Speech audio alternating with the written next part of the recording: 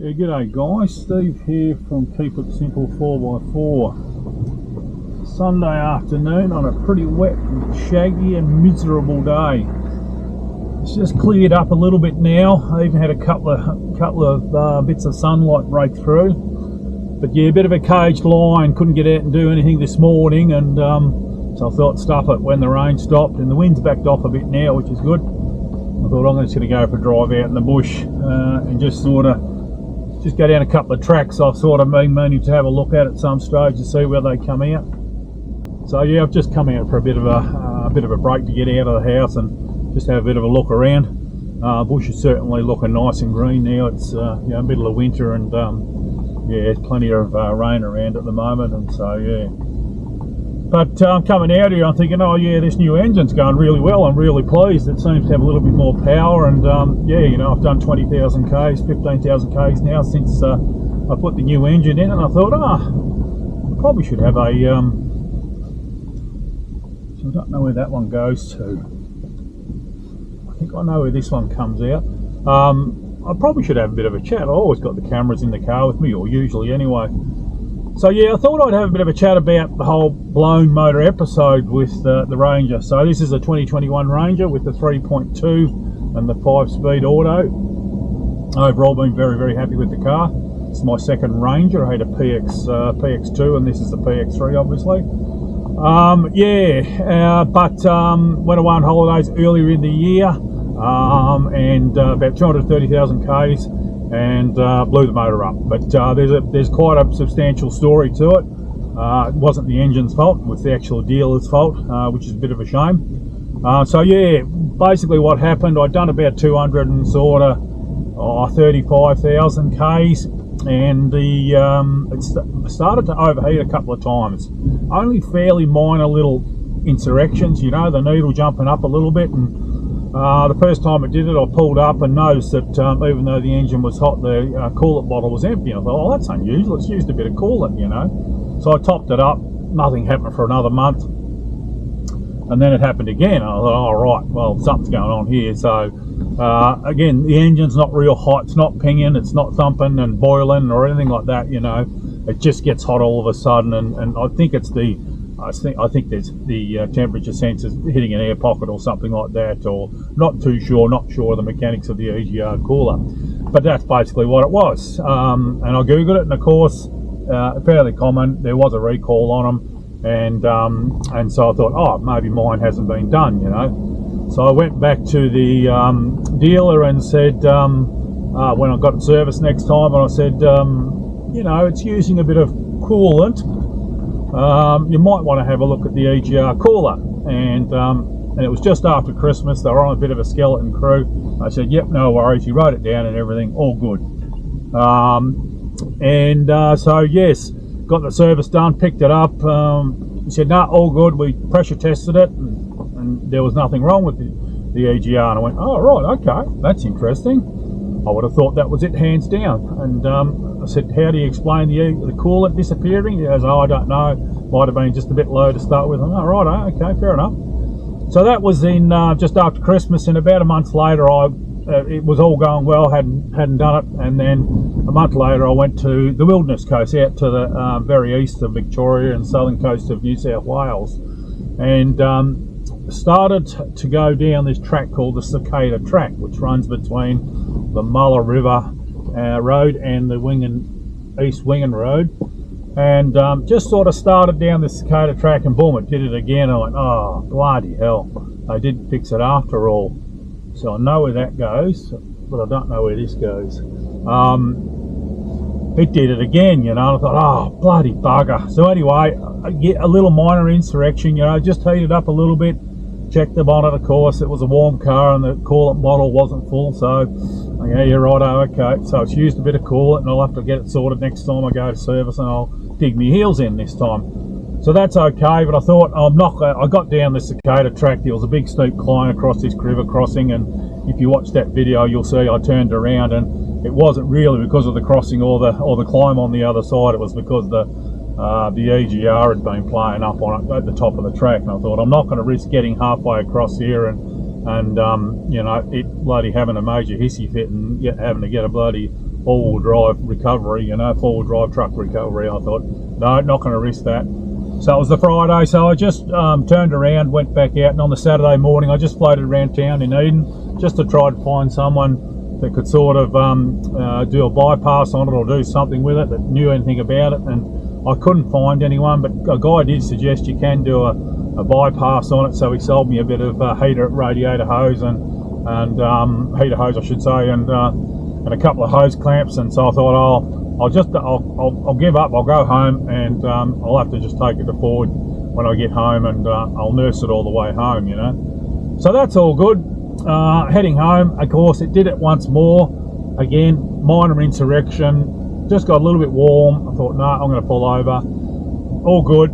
Wasn't pinging, wasn't rattling, wasn't boiling, you know. So that's all good. Got about another 20 or 30 k's down the road, and all of a sudden something let go, and yeah, unfortunately it was really hot. And I mean, gauge in a normal position, and within 200 meters it's just gone bang like that, and it's boiling. I'm not sure how it happens, but I can assure you I was watching that gauge like a hawk, you know. And yeah, over a sort of a 400 meter period, 400 meter stretch of road, I pulled over as quick as I possibly could, and yeah, it was really boiling. So I quickly turned the engine off. Even before I stopped moving, I just knocked it into neutral, turned the engine off, and thought, oh gee, that one was serious. You know, it was really quite a serious overheat. You know, so yeah. So anyway, left it sit for half an hour because I could hear it boiling. The engine was pinging, and I thought, oh, that's not good. I'm going to definitely let it cool for half an hour. You know. So I just sat there. There was no phone reception, and anyway, I thought, I'll put a bit more coolant into it and we'll keep going. But no, I started it up after half an hour. I'm tick, tick, tick, tick, tick, tick, tick. Oh, I thought, that's not good. That is not good. No phone reception, about 20 k's the other side of Eden. And I thought to myself, well, it's running.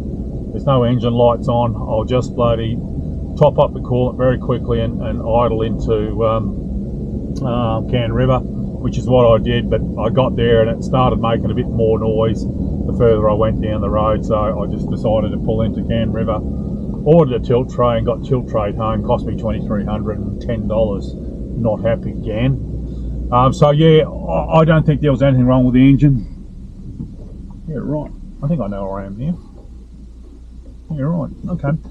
There was nothing wrong with the engine. Basically, the EGR cooler had given up, and given up in a big way, and I'm not sure why it blew the engine up, but anyway, it is what it is. I was only sort of a day or two from finishing the holiday anyway, and I just sort of got the tilt tray home from Cann River and all was good.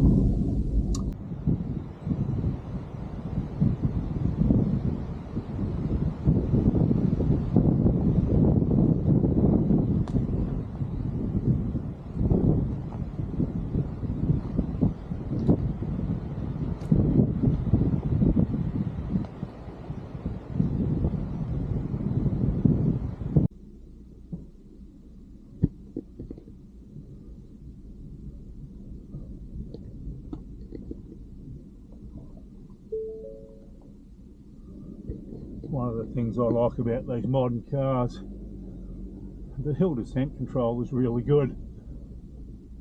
Not that it's slippery or anything, but it just doesn't chew the tracks up when you do the whole hill descent thing.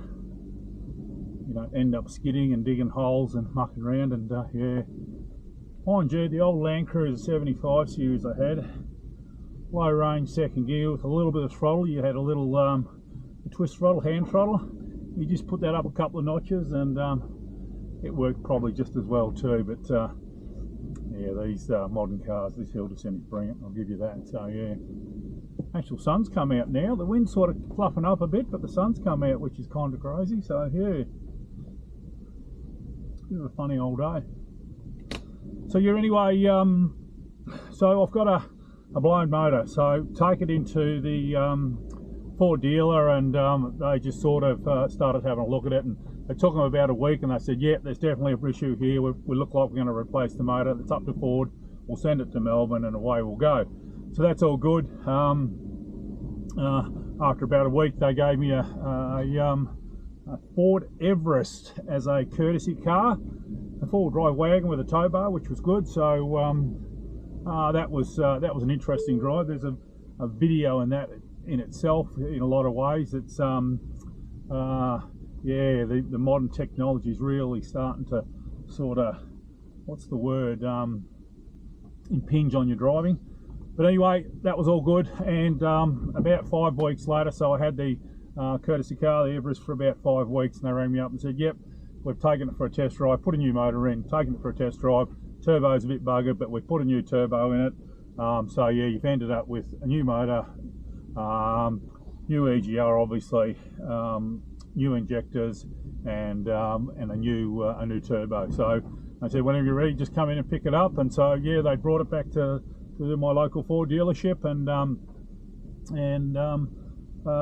so I just took the Everest in there and picked it up, and it's been going great ever since. So, you know, Ford 100% backed their product. I've been up here before on a four-wheel drive. I think it's all good.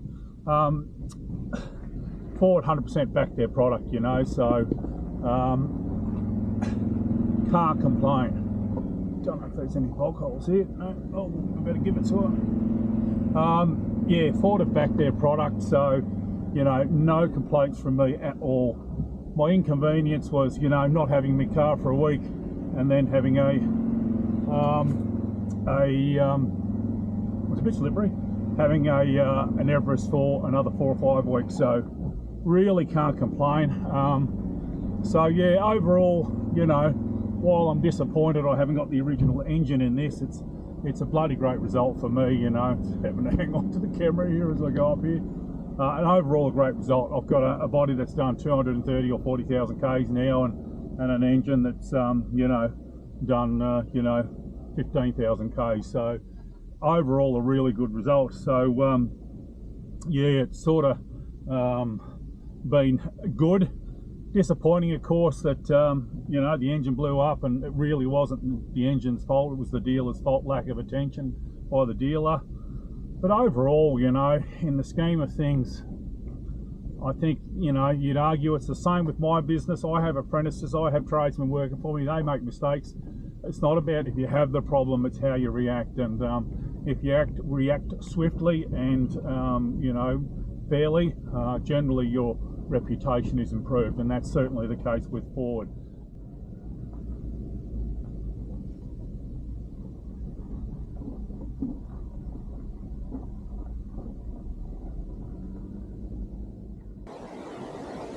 So anyway, what are your thoughts, people? I've had 2 Rangers and had problems with both of them. A single problem. Other than that, they've been very reliable, good cars. Obviously the 2017 was the gearbox, and the 2021 is the engine. But I'm sticking with Ford because they've backed their product up so well. You know, the 2017 was well out of warranty. They still backed it up and put a new transmission in it. I haven't been super regular on the services of this one because I've been working up Swan Hill a lot, but they still backed up and put a new engine in it. In fact, hey, shush, no, shush. The fact that they put a new turbo in it, and you know, new injectors, the whole kit and caboodle, I'm pretty happy with that. So yeah. But anyway, give us your thoughts on that. I'm still happy with the Ranger. They're the biggest displacement of all the Japanese fuel cabs, except for the Land Cruiser, which is a bit of a truck anyway, and I don't really find them very comfortable. So yeah, out of all the Japanese fuel cabs, and the Chinese come out on the market now, still got the biggest displacement. And I'm an old-fashioned guy that still believes in there's no replacement for displacement. And overall, a pretty good package. I've always said the transmission drive line on those Rangers is not that good. It's a little bit antiquated, but it still seems to get the job done, and they tow well. And particularly after driving the Everest for 5 weeks, hey, shush, 5 weeks, you know, it proved to me that, you know, the 2-litre bi-turbo is not an engine I'm going to ever have in any of my cars, that's for sure. So yeah. But anyway, guys, the sun's getting down a bit low over there, so I'm going to call it a day. Give us your thoughts. I'd like to hear what you think, and whether I should not buy another Ranger, or whether it's, you know, pretty good service from Ford. But yeah, interested in your thoughts, and what sort of experiences you've had with Fords and Toyotas and Nissans and Isuzus and all those. So yeah. Anyway, guys, it's way too much waffle from me, so I'm going to wrap it up there. I hope to see you out on the trail soon. Right, now we can go walking. Go. Go, come on, come. Go. Go.